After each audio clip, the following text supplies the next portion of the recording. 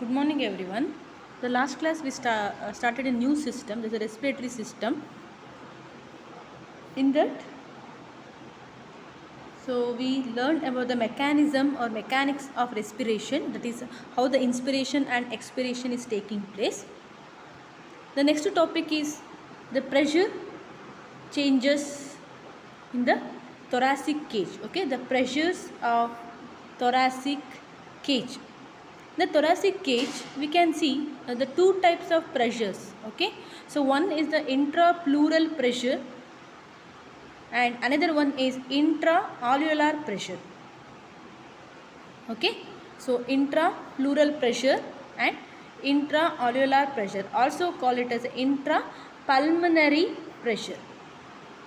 Okay, that is pressures in the, these are the two pressures are present in the lungs or thoracic cage.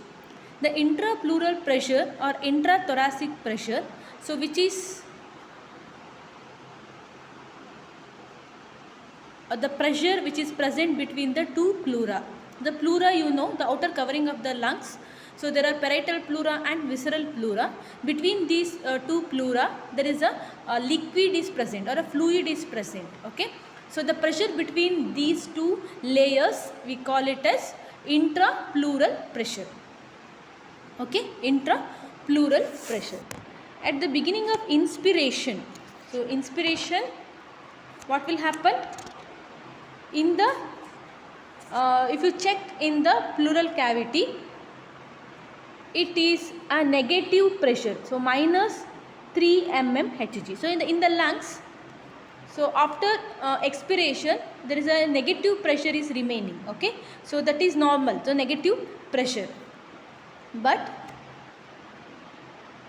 when there is a inspiration, that will go to minus 3 mmHg. Okay, so the pressure which is recorded in the pleural space is, it is always a negative pressure. Sub atmospheric pressure means compared to atmospheric pressure it is less, so hence it is negative. So in the beginning of the inspiration it is minus 3. After completion or at the end of inspiration it become minus 6 mm. That means become more negative. Okay, and after inspiration, then there is an expiration, it is coming back to minus 3 mmHg. Okay, understood? At the beginning of inspiration it is minus 3 and at the end of inspiration it become minus 6 and at the end of expiration it is come back to minus 3 mmHg. So it is not a positive pressure.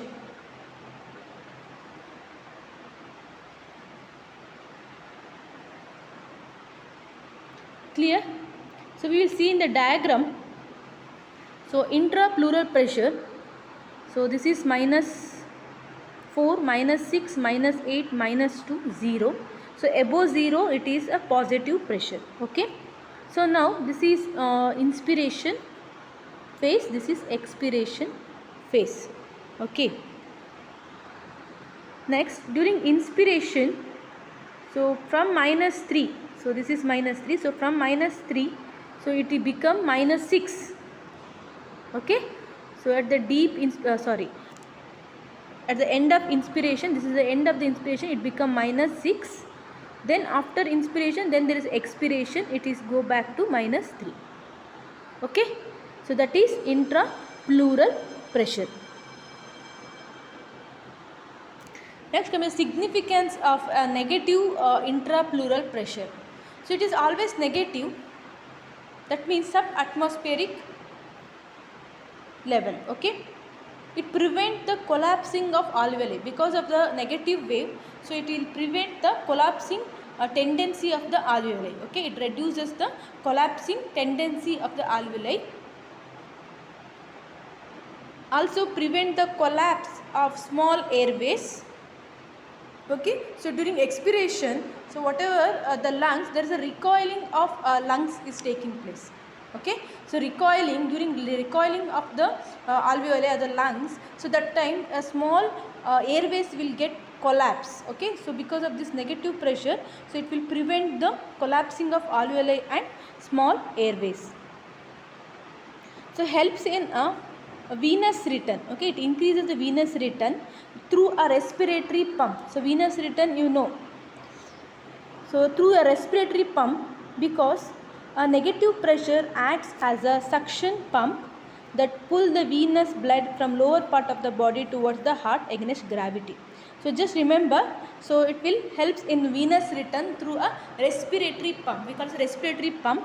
So whenever it is negative pressure, so that will pump the blood towards the body. So from the against the gravity.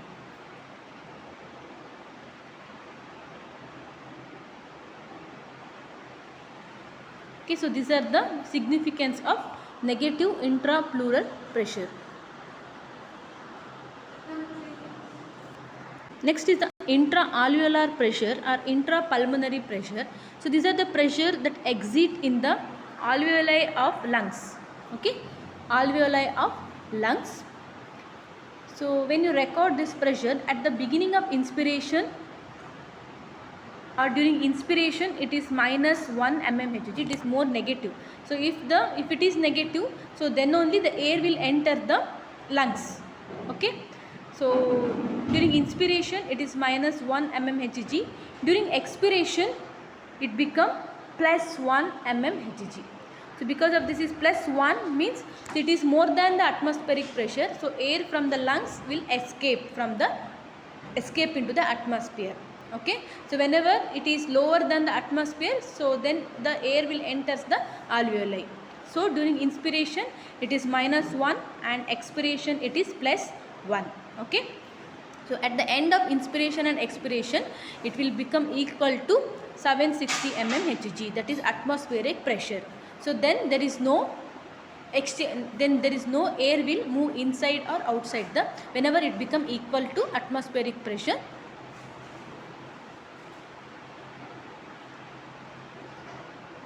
You can see the diagram.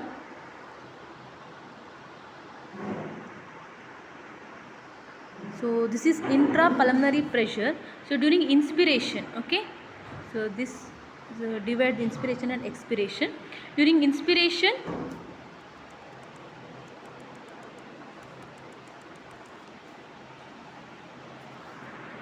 so it becomes minus 1, okay, negative. So the air enter the alveoli, okay, air enter the alveoli, minus 1. So after expiration it is plus 1, that's all. Okay, so these are the two graphs you have to study. Okay, so important. So in that intrapleural pressure is very important. Okay, so simply to remember this. So initially it is minus 3, then it become minus 6, and expiration again it will go to minus 3. And significance of intrapleural pressure. So the difference between intrapleural and intra-alveolar pressure is known as transpulmonary pressure. Then coming to surfactant. So surfactant is, you know, it is mainly secreted by type 2 pneumocytes or type 2 cells. Okay, type 2 cells.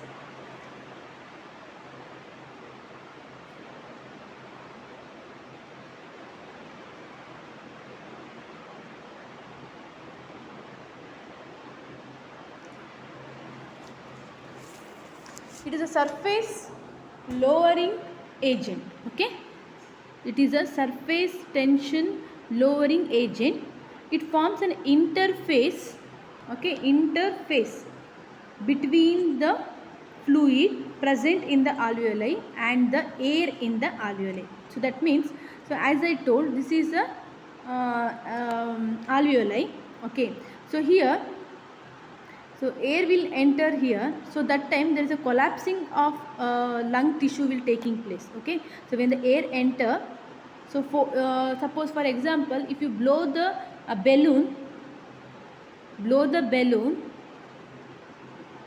with more pressure, what will happen? The balloon will burst, right? So same thing will happen in here if only the air will enter the alveoli. Okay, so to prevent that, the fluid is present here. Okay, so the fluid is present. So this a fluid layer is present inside. what it will do, the surfactant will covering this and prevent the interaction of air with fluid. Okay, so surfactant by lowering the surface tension of the lungs and prevent the interaction, air fluid interaction. Okay, so it is a lipid protein complex. So lipid proteins, so made up of lipids and proteins. Then significance of surfactant. So one is it decrease the surface tension, increase the compliance. So coming to what is compliance, it is the change in the volume of lungs. Okay, the change in the volume of the lungs per unit change in transpulmonary pressure. So transpulmonary pressure is the pressure between the alveoli and pleura. Okay, so it is the change in the volume of the lungs per unit change in transpulmonary pressure is known as compliance of the lungs. Okay, so it will increase the compliance. Okay, increase the compliance. So the capacity of the lungs is also increases.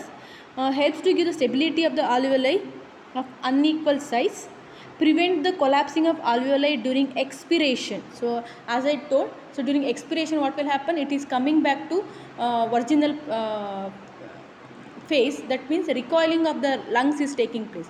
So take one elastic. Okay, this is elastic.